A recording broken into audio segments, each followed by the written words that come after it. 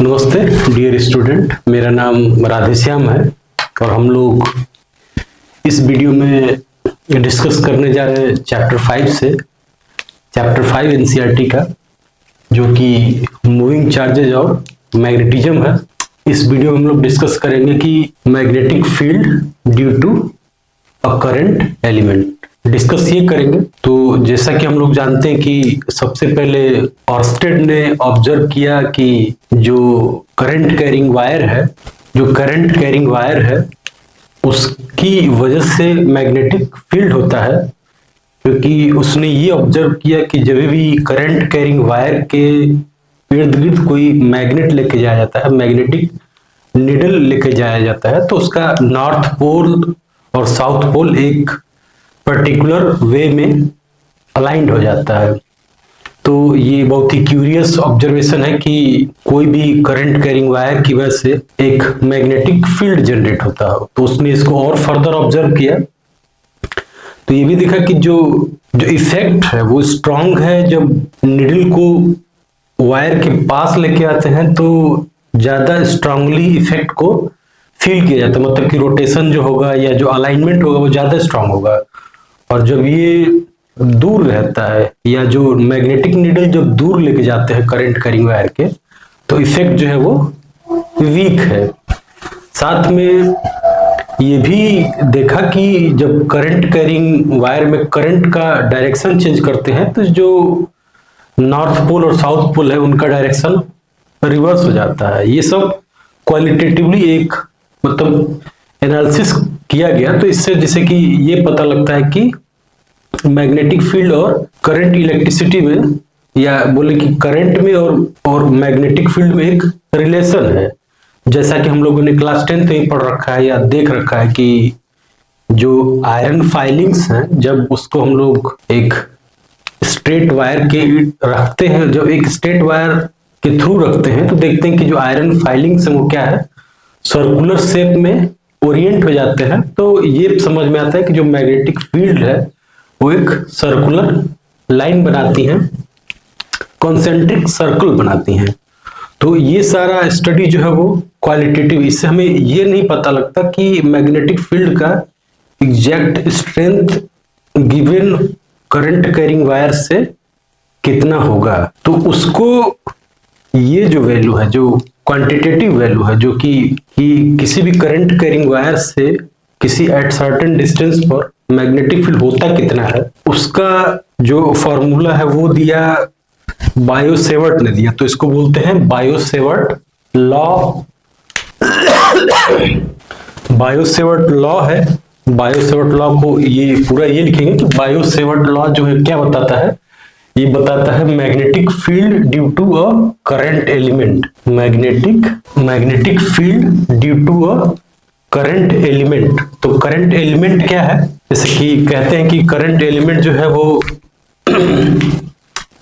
किसी भी एक वायर का, मान लेते हैं कि एक कोई वायर है जिससे करंट ऐसे फ्लो हो रहा है, इसमें मान लेते हैं कि करंट आई फ्लो हो रहा है। तो करंट एलिमेंट जो है उसके किसी भी एक बहुत ही स्मॉल पार्ट को ले लेते हैं और उसको बोलते हैं कि वो करंट एलिमेंट है। जैसे कि इसके एक डीएल पार्ट को ले लेते हैं, इस लेंथ को ले लेते हैं, ठीक है। ये जो लेंथ है वो क्या है, लेंथ डीएल है, और इसके थ्रू जो करंट जाता है इसको कहते हैं कि आई डीएल, और इस आई डीएल को हम लोग बोलते हैं कि ये करंट एलिमेंट है। और करंट एलिमेंट का direction along the direction of current. तो आईडीएल क्या कहलाता है, IDL is called current element.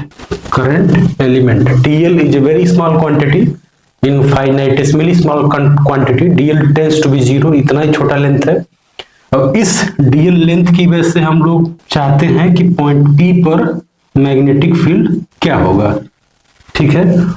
तो इससे जो डिस्टेंस है, इस डिस्टेंस को हम लोग बोलते हैं कि ये जो पोजीशन वेक्टर है इसको बोलते हैं कि ये वेक्टर R है, ठीक है। ये DL का डायरेक्शन हो गया अलोंग द करंट, तो IDL हो गया, और DL और R के बीच में एंगल एक बन रहा है, थीटा बन रहा है।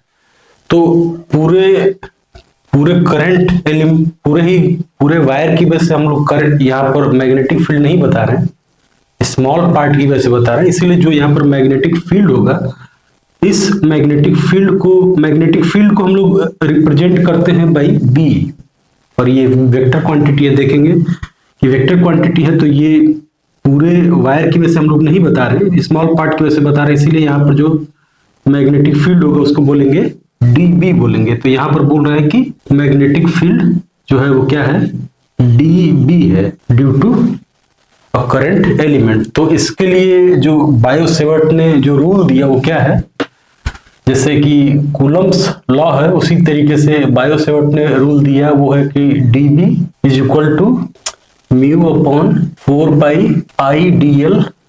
Ideal is a current element, जैसे कि चार्ज होता है वैसे आइडियल हो गया, cross R divided by R cube जो है वो मॉड R है। सिंपल बात है कि R जो है वो R is distance, R is mod R vector. इसको हम लोग ये बोलेंगे कि जो वेक्टर R है उसका जो मॉड R है वो क्या है, mod R is equal to R है, डिस्टेंस R है। ठीक है, तो यहाँ पर हम लोगों ने इस फॉर्मूले से ऐसे लिख दिया। तो अब हमारा जो मैग्नेटिक फील्ड आया है वो क्या है, mu 0/4 pi dependent on current element ideal into cross R से क्रॉस किया गया डिवाइड बाई R क्यूब, इतना मैग्नेटिक फील्ड आता है। DL क्रॉस R जो है ये एक वेक्टर क्वांटिटी देगा, तो इसलिए हम लोग जानते हैं कि मैग्नेटिक फील्ड जो है वो क्या है, ये जो जनरेट हो रहा है मैग्नेटिक फील्ड ये वेक्टर क्वांटिटी होगा। मैग्नेटिक फील्ड का जो यूनिट है वो है टेस्ला है, मैग्नेटिक फील्ड का यूनिट जो है वो क्या है, टेस्ला है। तो जो SI यूनिट है, SI unit of magnetic field is Tesla को दिखाते हैं बाई T, और 1 टेस्ला इज 10⁴ गॉस, दूसरा यूनिट है गॉस। तो मैग्नेटिक फील्ड का यूनिट जो है वो क्या है, टेस्ला है। तो इतना IDL cross R divide by R cube Tesla हो गया। अब इसको हम लोग फर्दर सॉल्व कर सकते हैं, ये इसको लिखेंगे mu 0/4 pi is a constant quantity, इसको लिखेंगे IDL, और साइन थीटा दोनों के बीच में एंगल जो बन रहा होगा वो साइन थीटा बन रहा होगा डिवाइडेड बाई R स्क्वायर हो जाएगा इनटू n कैप हो जाएगा। ये dB है, इसको ऐसे भी लिख सकते हैं, इतना टेस्ला। ठीक है, तो यहाँ पर जो हमारा कांस्टेंट ऑफ प्रोपोर्शनैलिटी है, ये जो म्यू 0/4 पाई है, म्यू 0/4 पाई, इसकी जो वैल्यू है वो है 10⁻⁻7, और यूनिट जो होगा वो 4 पाई का यूनिट नहीं होगा, तो म्यू 0 का जो यूनिट होगा वो क्या हो जाएगा, यहाँ से म्यू 0 का यूनिट हो जाएगा, मैग्नेटिक फील्ड का यूनिट होता है टेस्ला, तो टेस्ला इंटू लेंथ का cube divide by length square, तो मतलब tesla into length divide by, तो ये हो जाता है tesla metre divided by ampere हो जाएगा। यहाँ से निकाल सकते हैं हम लोग फार्मूला म्यू 0 के लिए। तो म्यू 0 का जो यूनिट होता है क्या था, tesla metre divide by ampere.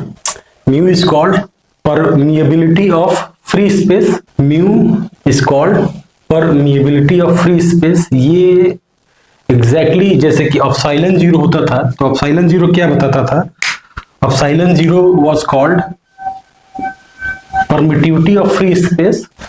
तो इसी तरीके से मैग्नेटिक फील्ड के केस में एक जो क्वांटिटी आ रही है similar to that of permittivity for electric field, उस तरीके से मैग्नेटिक फील्ड के केस में आ रही है जो क्वांटिटी, उसको बोलते हैं permeability.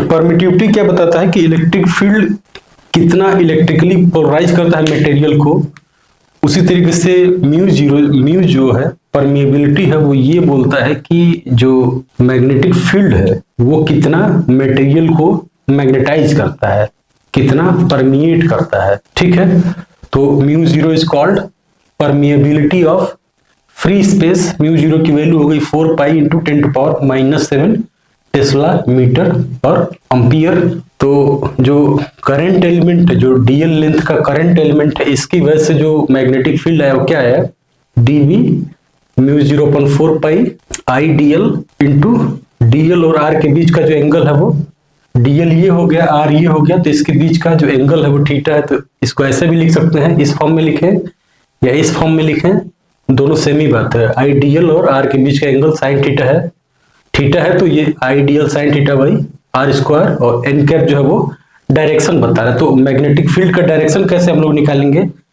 Right hand cross product का रूल है, डीएल क्रॉस आर जो है वो क्रॉस प्रोडक्ट है, डीएल के डायरेक्शन में हैंड करेंगे और आर की तरफ हम लोग उंगलियों को कर्ल करते हैं।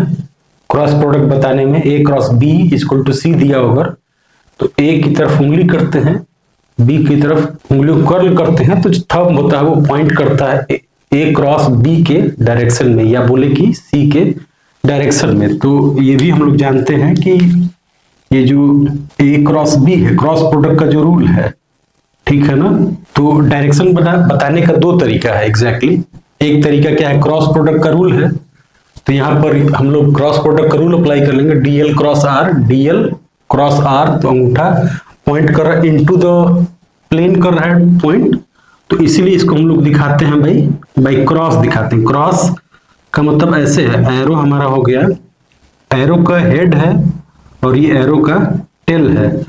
तो जब भी एरो को हम लोग सामने से देखेंगे तो एरो हमारा ऐसे पॉइंटेड दिखेगा, तो एरो सामने से दिखेंगे तो पॉइंट दिखेगा, और पीछे से दिखेंगे तो एरो क्रॉस दिखेगा। तो यहाँ पर दिखेगा कि जो मैग्नेटिक फील्ड है वो into the plane of paper है। दूसरी बात ये भी है कि जो सी होता है वो क्या है, सी ऐसे बोले कि जो क्रॉस प्रोडक्ट होता है उसमें सी वेक्टर जो है वो क्या है, perpendicular to A and B both, है ना। क्रॉस प्रोडक्ट का रूल क्या है कि A cross B equal to C अगर दिया हो तो इससे हमें पता लगता है कि vector C is perpendicular to both vector A and vector B. तो यहां से भी हम लोग बोलते हैं कि डीएल और आर जो है वो इस प्लेन ऑफ बोर्ड में है, डीएल इसी बोर्ड पर बनाया गया है, आर भी इसी बोर्ड पर लिया गया, तो इस प्लेन के बोर्ड में डीएल और आर है, और मैग्नेटिक फील्ड जो है वो इस प्लेन, इस बोर्ड के प्लेन के परपेंडिकुलर इनटू द प्लेन है।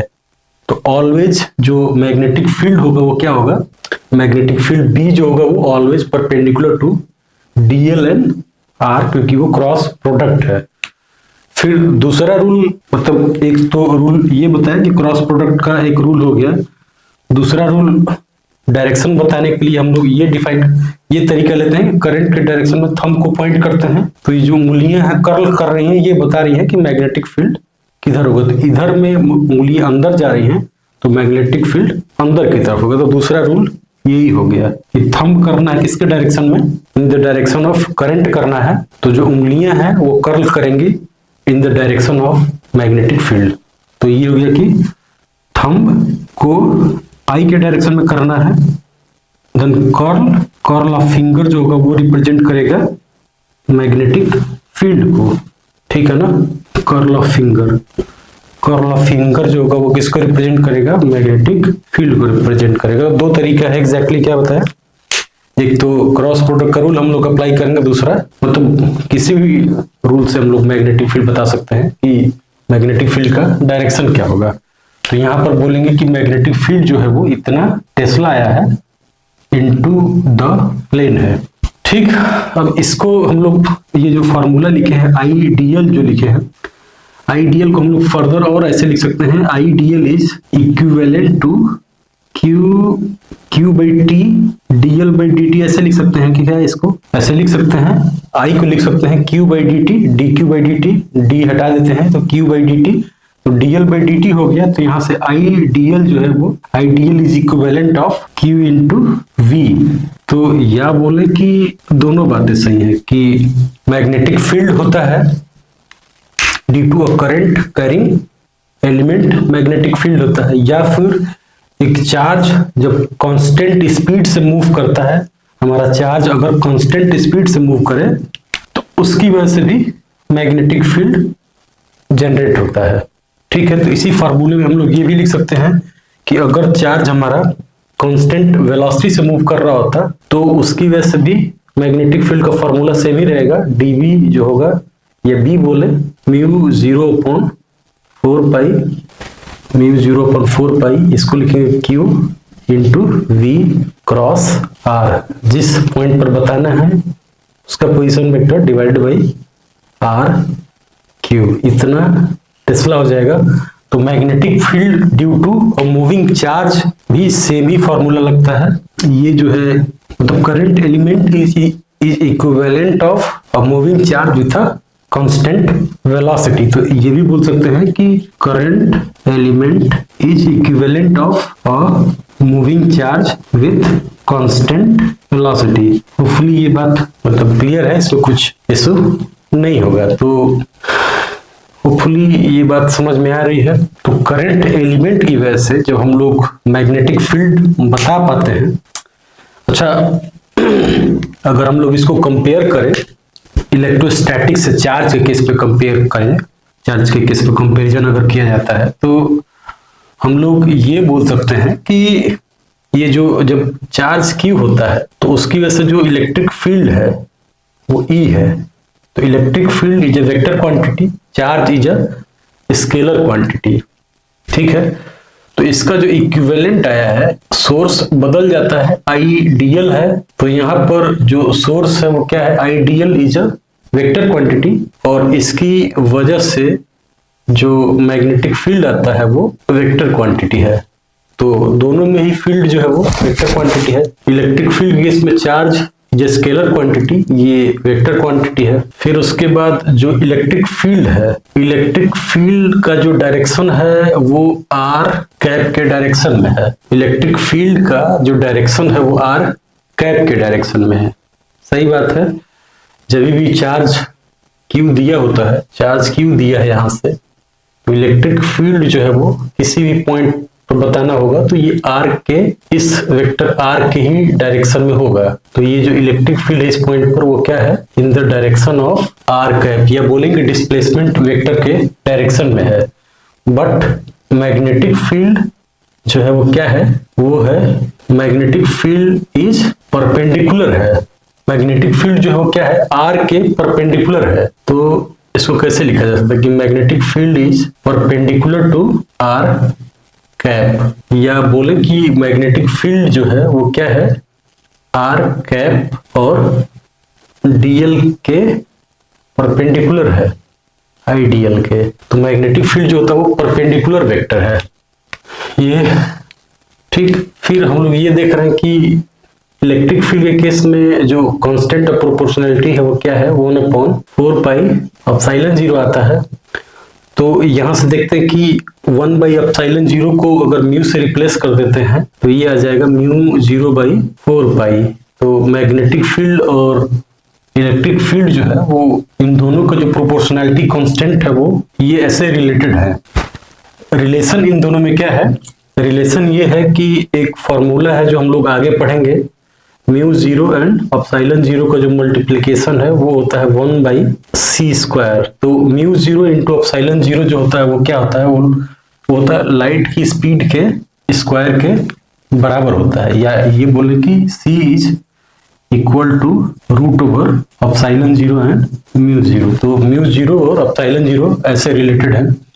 यहां से कोई डायरेक्ट रिलेशन नहीं है लेकिन ये रिलेशन होल्ड करता है। तो करंट एलिमेंट की वजह से हम लोग मैग्नेटिक फील्ड बता लिए। फिर देखते हैं कि वही सेम फार्मूला अप्लाई होता है in case of a moving charge with a constant velocity, उसकी वजह से भी मैग्नेटिक फील्ड जनरेट होता है, वो भी बायो-सेवर्ट लॉ से बताया जा सकता है, ठीक। तो अब जब हम लोग करंट एलिमेंट की वजह से अगर मैग्नेटिक फील्ड बता लेते हैं तो ऑब्वियस सी बात है कि जो नेक्स्ट पॉइंट होगा वो ये होगा कि एक स्ट्रेट वायर की, एक स्ट्रेट करंट कैरिंग वायर की वजह से मैग्नेटिक फील्ड कितना होगा, क्योंकि हम लोगों ने करंट एलिमेंट की वजह से जब मैग्नेटिक फील्ड बता लिया तो स्ट्रेट करंट कैरिंग वायर की वजह से मैग्नेटिक फील्ड कितना होगा। कि जैसे हम लोग इलेक्ट्रोस्टैटिक केस में एक पॉइंट चार्ज की वजह से अगर इलेक्ट्रिक फील्ड किसी एक पॉइंट पर जानते हैं तो हम लोग उसके बाद बहुत सारे कॉन्फ़िगरेशंस की वजह से भी इलेक्ट्रिक फील्ड निकालते हैं। सिमिलरली हम लोग बायो-सेवर्ट लॉ के भी केस में या मैग्नेटिज्म के भी केस में क्या करेंगे कि हम लोग जब हम लोग ये जान गए कि पॉइंट चार्ज की वजह से, या जब हम लोग ये जान जाते हैं कि magnetic field due to current element क्या है, तो उसके बाद नेक्स्ट जो पॉइंट है या जो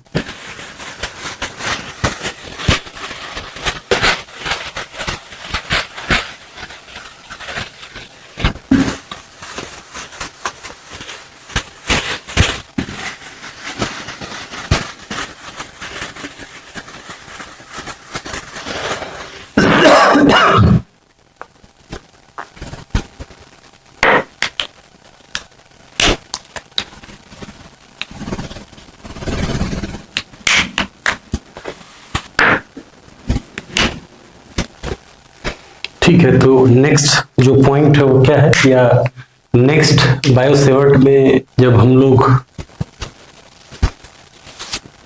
हम लोग ये जान जाते हैं कि current element USA magnetic field किसी पॉइंट पर क्या है, मैग्नेटिक फील्ड का डायरेक्शन निकालना जान गए, फॉर्मूला जान गए हैं, तो उसके बाद नेक्स्ट जो क्वेश्चन है वो ये है कि अगर एक फाइनाइट स्ट्रेट वायर दिया हो जिसमें कि करंट आई फ्लो कर रहा है, तो इसकी वजह से एट सर्टेन डिस्टेंस क्या बोले, at certain distance R, perpendicular distance R, इसका 2 पॉइंट जो है वो ए एंड बी है, तो एट सर्टेन डिस्टेंस आर पर हमें बताना है कि what will be the total magnetic field due to this straight current carrying wire, हमें ये बताना है। तो जैसा कि हम लोग बोल रहे हैं कि करंट बताने के लिए डायरेक्शन क्या होगा, एक थंब पॉइंट करेंगे, thumb in the direction of current, तो मैग्नेटिक फील्ड इतना तो पता है कि मैग्नेटिक फील्ड यहाँ पर जो भी होगा वो इनटू द प्लेन होगा, और मान लेते हैं कि मैग्नेटिक फील्ड हमारा क्या है, वो टोटल मैग्नेटिक फील्ड बीपी है इस पॉइंट पर, जो कि पॉइंट पी है। तो अब इसको हम लोग कैलकुलेट कैसे करेंगे, हमें करंट एलिमेंट की वजह से मैग्नेटिक फील्ड पता है, लेकिन हमें पूरे स्ट्रेट वायर की वजह से मैग्नेटिक फील्ड नहीं पता है, तो हम लोग क्या करेंगे, करंट एलिमेंट लेते हैं, और करंट एलिमेंट कैसे लेंगे, इसको मान लेते हैं कि ओरिजिन है, ये ओ है, और इससे एट डिस्टेंस y पर हम लोग एक करंट एलिमेंट लेते हैं dy, हमने करंट एलिमेंट ले लिया i dy, एक करंट एलिमेंट ले लिया, ये स्मॉल करंट एलिमेंट है, इसको हम लोग पॉइंट की तरह ट्रीट कर सकते हैं, इस करंट एलिमेंट को पॉइंट की तरह ट्रीट कर सकते हैं, करंट एलिमेंट की तरह से ट्रीट कर सकते हैं इस गिवन लेंथ को। तो इसकी वजह से हम लोग इस पॉइंट पर मैग्नेटिक फील्ड बता सकते हैं, इसको जोड़ेंगे, इस लाइन को मिलाएंगे इससे, ठीक है, इस लाइन को हम लोग मिलाते हैं, और ये इस डायरेक्शन को हम लोग एंगल में मान रहे हैं कि ये पॉजिटिव डायरेक्शन है, जैसे वाई ऊपर जा रहा है तो थीटा बढ़ रहा है, तो एट थीटा एंगल पर हम लोगों ने एक डी वाई, या बोलें कि डी वाई लेंथ लिया है, तो करंट एलिमेंट जो है वो आई डी वाई हो गया, और इस करंट एलिमेंट की वजह से जो यहाँ पर मैग्नेटिक फील्ड होगा वो क्या होगा, वो होगा डी बी होगा, डी बी पी होगा, बल्कि हम लोग डी बी पी का फॉर्मूला लिख सकते हैं, डी बी पी जो हो जाएगा वो क्या हो जाएगा, फॉर्मूला हमारा ये बोलता है कि जो बायोसेवर्ट लॉ से जो फार्मूला है वो हो जाएगा D B P magnetic field, ये हो जाएगा constant of proportionality mu 0/4 pi, current element is I D Y cross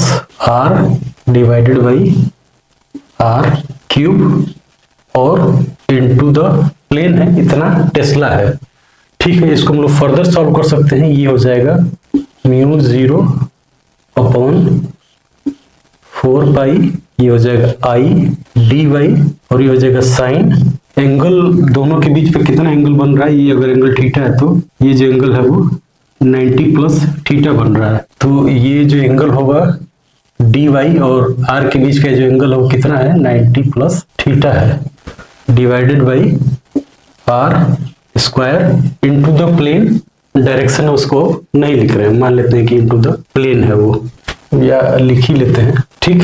sign 90 plus theta cos theta हो जाएगा, तो इसको हम लोग लिख लेते हैं कि ये हो जाएगा mu 0/4 pi I D Y cos theta divided by R square, ये इतना हो जाएगा magnetic field due to I D Y current element, इतना मैग्नेटिक फील्ड ये हो गया।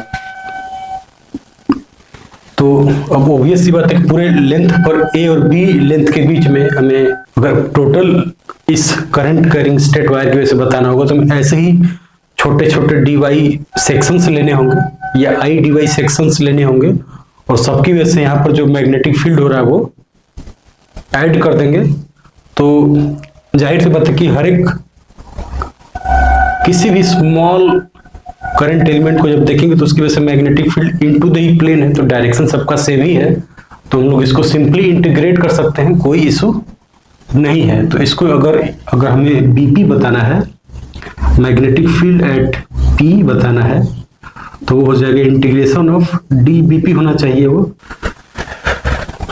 ठीक, तो यहां से जब हम लोग इंटीग्रेट करते हैं इसको, तो ये क्वांटिटी हो जाएगा mu 0/4 pi I D Y cos theta divided by R square हो जाएगा। इसको हमें इंटीग्रेट करना होगा, लेकिन अब इसमें इशू क्या है इंटीग्रेशन में कि एज y इज चेंजिंग, तो यहाँ पर जो वेरिएबल है वो y है, तो एज y इज चेंजिंग हम लोग ये देख रहे हैं कि जो हमारा एंगल थीटा है ये भी बदल रहा होगा, साथ साथ में r भी।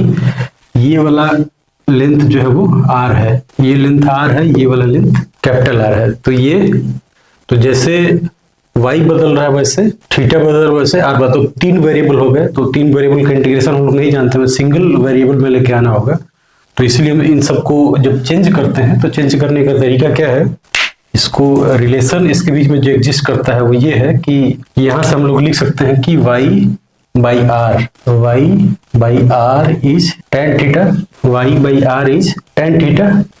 तो यहाँ से आ जाता है y equal to r tan theta. इसको डिफरेंशिएट करेंगे तो ये हो जाएगा dy equal to r sec square theta d theta. तो dy की जगह हम लोग क्या लिखते हैं, r sec स्क्वायर थीटा लिख देते हैं। तो यहाँ से लिख रहे हैं mu 0/4 pi is a constant quantity, ये बाहर आ जाएगा। I is also constant quantity, dy की जगह लिखेंगे r sec square theta into cos theta into D theta और डिवाइडेड बाई आर स्क्वायर। अब आर में अभी भी आर को हमें बदलना पड़ेगा एक ही वेरिएबल में, अभी आर और थीटा 2 वेरिएबल हो गए। तो आर या ये बोले कि capital R by small R जो है वो क्या है, capital R by small R is cos theta.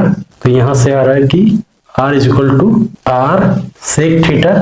तो यहां से वैल्यू सब्स्टिट्यूट कर देते हैं तो ये हो जाएगा R square sec square theta. ठीक है, कोई इशू नहीं होना चाहिए इसमें। इसको में इंटीग्रेट करना है, पहले कैंसिल आउट करते हैं, क्या क्या कैंसिल हो जाएगा।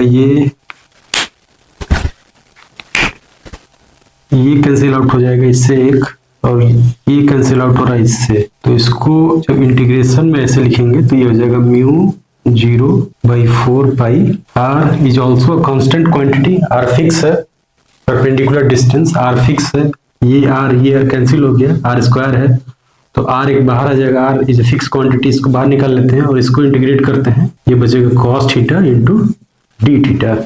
इसको कहां से कहां तक इंटीग्रेट करना होगा, पॉइंट A को मिला देते हैं और B को मिला देते हैं। ठीक, तो A पर जो ये डायरेक्शन हमने पॉजिटिव माना है तो ये वाला एंगल मान लेते हैं कि ये जो है वो थीटा 2 है और ये वाला एंगल जो है वो थीटा 1 है। तो ये माइनस थीटा 1 होना चाहिए क्योंकि हमने एंगल ऊपर की तरफ पॉजिटिव लिया है, तो ये वाला एंगल माइनस थीटा 1 हो जाएगा। डायरेक्शन की वजह से एंगल थीटा 1 है, डायरेक्शन की वजह से वो माइनस थीटा 1 हो जाएगा। इसको बस थीटा 1 ही लिखते हैं, बाद में इसमें वैल्यू सब्स्टिट्यूट कर लेंगे। तो ए पर ये पॉइंट P कितना एंगल सबटेंड कर रहा है, तो थीटा जो है हमारा वेरिएबल वो कहां से कहां तक होना चाहिए, वो होना चाहिए माइनस थीटा 1 टू थीटा 2।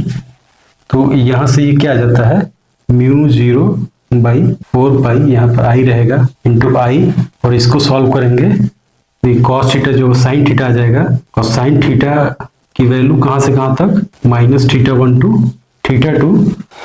तो इसको फर्दर इसको इधर लिखते हैं, ये बीपी हो गया magnetic field into the plane है, इधर ही लिख लेते हैं। ये बीपी जो है वो क्या हो गया, फॉर्मूला आ जाएगा म्यू 0I/4 पाई आर, और ये फॉर्मूले से हम लोग जो वैल्यू सब्स्टिट्यूट करेंगे तो ये हो जाएगा sign theta 2 plus sine theta 1, ये फॉर्मूला हो गया। दूसरा, इसी फॉर्मूले को हम लोग एक और तरीके से रिप्रेजेंट करते हैं। अगर ये थीटा 2 है, इसको मान लेते हैं कि ये बीटा है, इसको मान लेते हैं कि ये अल्फा है, तो इसको फर्दर हम लोग लिख सकते हैं इसी क्वांटिटी को, ये हो जाएगा म्यू 4 पाई आर, और साइन थीटा टी को 90 माइनस बीटा लिख देंगे तो ये हो जाएगा cos beta plus cos alpha. तो ये भी फॉर्मूला है। तो magnetic field due to finite length current carrying wire की वजह से मैग्नेटिक फील्ड का फॉर्मूला क्या गया, mu 0I/4 4 pi R, R is a perpendicular distance from the given line, और थीटा 1 और theta 2 angle subtended at given point, या alpha और बीटा के टर्म्स में mu 0 I by 4 pi R cos alpha 1, cos alpha plus cos beta, वो है ये जो वायर है ये कितना इस पॉइंट पर एंगल सबटेंड कर रहा है। ठीक है, अब इसमें अब इतना जान लेने के बाद, अब इसी को जान लेने के बाद हमें इसमें जो केस है, केस ये है कि अगर हमारा इनफाइनाइट वायर होता तब क्या होता है। इनफाइनाइट वायर का केस होता है ये, तब क्या होता है, infinitely long current carrying wire होता तो इसकी वजह से मैग्नेटिक फील्ड क्या होता है। ठीक है, ये हमने फॉर्मूला डिराइव कर लिया है फाइनाइट लेंथ के लिए जो कि एंगल पर डिपेंडेंट है। तो केस हो गया कि इनफाइनाइट लेंथ वायर के लिए क्या हो जाएगा, तो इनफाइनाइट लेंथ जब होगा तो दोनों साइड में इनफाइनाइट होगा, ऊपर भी नीचे भी, तो एंगल थीटा 1 और थीटा 2 जो होगा वो क्या हो जाएगा, 90 डिग्री हो जाएगा।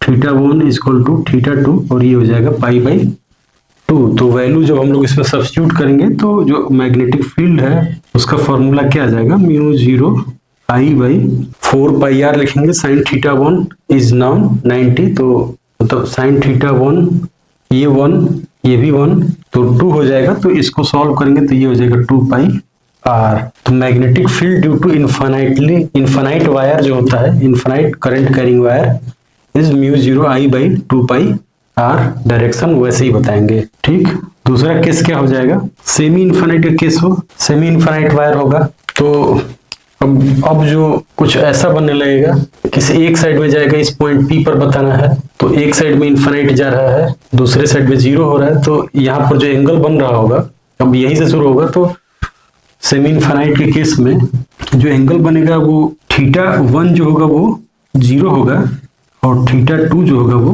पाई बाई 2 होगा, 90 होगा, है ना। इस फॉर्मूले में थीटा सेमी इनफाइनाइट का केस यहीं पर होगा और ऊपर की तरफ जा रहा होगा या नीचे की तरफ भी जाए, कोई फर्क नहीं पड़ता, दोनों में से एक एंगल जो है वो 90 होगा। इस फॉर्मूले से क्या आ जाएगा, मैग्नेटिक फील्ड बीपी जो होगा वो म्यू 0 आई बाई एक साइन 90, ये एक कोई 0 हो जाएगा और 1 रहेगा तो ये हो जाएगा 4 पाई आर। तो सेमी इनफाइनाइट वायर की वजह से जो मैग्नेटिक फील्ड होता है वो mu 0 I by 4 pi R होता है। होपफुली इसमें कोई इशू नहीं है। इस डेरिवेशन में एक प्रॉब्लम है, उस प्रॉब्लम क्या है, ये सही है।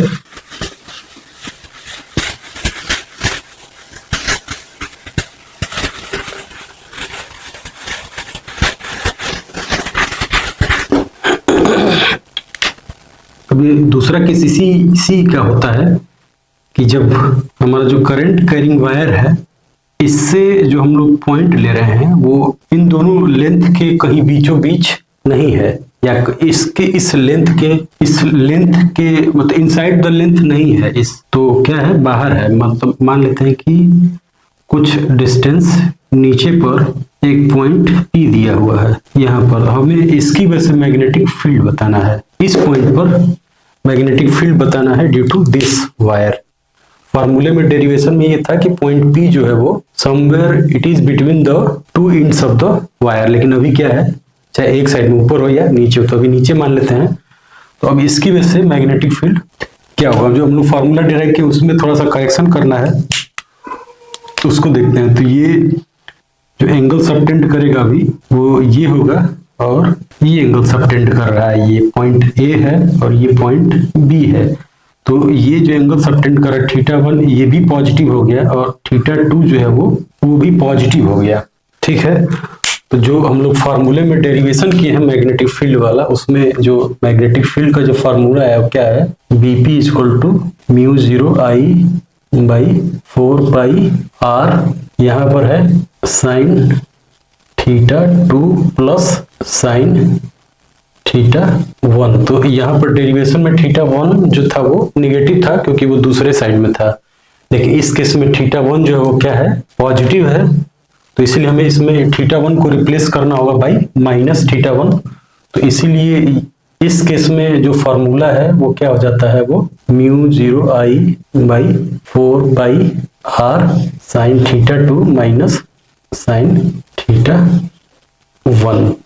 तो दोनों फार्मूला हमें यूज करते समय बस ध्यान रखना है कि ये तब है जब point P is somewhere lies between A and point A and B, और ये तब लगेगा जब वो A और B के मतलब बियॉन्ड हो, चाहे ऊपर चाहे नीचे, तब ये फार्मूला लगेगा मैग्नेटिक फील्ड वाला। हमने सेमी इनफाइनाइट और इनफाइनाइट का केस देखा है, उसमें कोई इशू नहीं है। ठीक, तो अब दूसरी बात ये है कि ये भी जानने वाली बात है कि अलोंग द वायर जो होता है, मतलब कोई पूछे कि इसी वायर के लेंथ के अलोंग मैग्नेटिक फील्ड जो होगा, अगर पूछा जाए कि इसी वायर के इसी लाइन पर अगर कहीं पूछा जाए कि मैग्नेटिक फील्ड हो क्या होगा, तो वो कितना होना चाहिए? वो along the length magnetic field हमेशा जीरो होगा। जीरो क्यों होगा कि आइडियल और जो आर होगा वो जब भी अलोंग द लेंथ पूछा जाएगा, along the length of wire magnetic field is zero, because क्योंकि ideal is parallel to vector R, दोनों ही वेक्टर पैरेलल हो जाएंगे, तो इसका जो क्रॉस प्रोडक्ट है वो जीरो रहेगा। तो ये वाला बात तो जैसे कि बोलना नहीं है, तो जब भी अलोंग द लेंथ कभी भी मैग्नेटिक फील्ड बताना होगा for given current carrying wire, तो वो जीरो होगा, क्योंकि ये पैरेलल है और ये पैरेलल है, तो क्रॉस प्रोडक्ट भी जीरो हो जाएगा। होपफुली ये बात क्लियर है।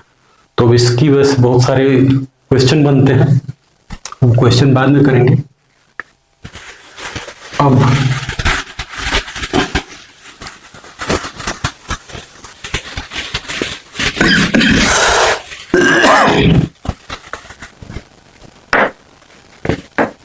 हम लोग बताना चाहते हैं magnetic field due to an arc. Arc की वजह से मैग्नेटिक फील्ड क्या होगा? तो जैसे कि हमारा एक गिवन आर्क हो ऐसे, और इसके सेंटर पर ये एक सर्कल है, और इस सर्कल का ये सेंटर है, ये एंगल थीटा सबटेंड करता है, और इसमें करंट ऐसे जा रहा है, करंट आई फ्लो हो रहा है। तो इसकी वजह से यहाँ पर पॉइंट P पर मैग्नेटिक फील्ड क्या होगा, ये हमें बताना है। तो पहली बात की डायरेक्शन बता सकते हैं। डायरेक्शन कैसे बताएंगे?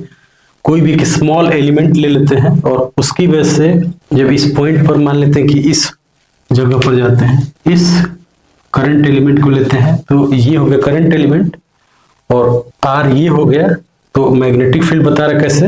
डीएल आर, तो ये मैग्नेटिक फील्ड आउटसाइड प्लेन बता रहा है। डी मतलब डीएल क्रॉस आर करने पर ये मैग्नेटिक फील्ड आउटसाइड प्लेन आ रहा है।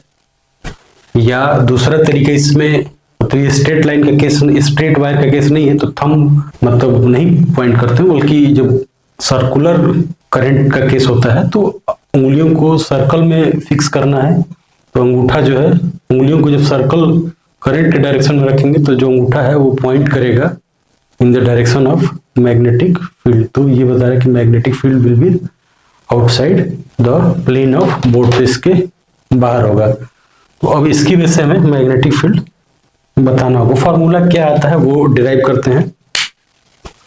तो मान लेते हैं कि इसको, इस एंगल को मान लेते हैं कि वो अल्फा है, ये जो गिवन एंगल है वो क्या है? अल्फा है। तो यहां से मान लेते हैं इस लाइन से एट एन एंगल थीटा, मानते हैं कि एक हम लोगों ने क्या किया, एक स्मॉल करंट एलिमेंट ले लिया। ये जो करंट एलिमेंट है इसको स्ट्रेट लाइन मान सकते हैं, आर डी थीटा को, ये जो है वो क्या है? डी थीटा है। एंगल जो है अल्फा है, एट थीटा पर एंगल डी थीटा लिया है, तो ये जो लेंथ होगा वो आर डी थीटा होगा। तो ये जो करंट कैरिंग एलिमेंट हो जाएगा, करंट एलिमेंट जो होगा वो क्या हो जाएगा? आई आर डी थीटा, ये हमारा आई डीएल हो गया, करंट एलिमेंट हो गया। इस करंट एलिमेंट की वजह से मैग्नेटिक फील्ड बाहर, एक करंट एलिमेंट की वजह से मैग्नेटिक फील्ड बाहर होगा। तो इसकी वजह से हम लोग मैग्नेटिक फील्ड का जो फॉर्मूला लिखेंगे वो क्या होगा? डी बी म्यू 0/4 पाई आई, डीएल की जगह लिखेंगे आर डी थीटा इंटू इसका जो आर जो है वो इसका रेडियस है, आर सब जगह सेम ही रहेगा, तो ये हो जाएगा आई डीएल आर, और जो एंगल है वो डीएल और आर के बीच में एंगल जो है वो 90 होगा, क्योंकि डीएल जो है वो टेंजेंट है ना, तो ये बोले कि IDL is perpendicular to R, क्योंकि वो टेंजेंट है और आर जो है वो रेडियस है, तो दोनों के बीच का जो एंगल हो वो 90 हो जाएगा, तो साइन 90 1 हो जाएगा डिवाइडेड बाई आर स्क्वायर। ये फॉर्मूला है I R theta mu 0/4 I R theta divide by R square. तो यहाँ से हम लोग ये देखते हैं कि R square is cancel by R, तो मैग्नेटिक फील्ड जो है वो हो जाएगा क्या, म्यू 0/I/4 आर, और ये डी थीटा होगा। हमें जब डी बी पी इसको जब इंटीग्रेट करेंगे हर एक छोटे एलिमेंट को, तो उसकी वजह से जो मैग्नेटिक फील्ड आएगा वो बीपी आएगा।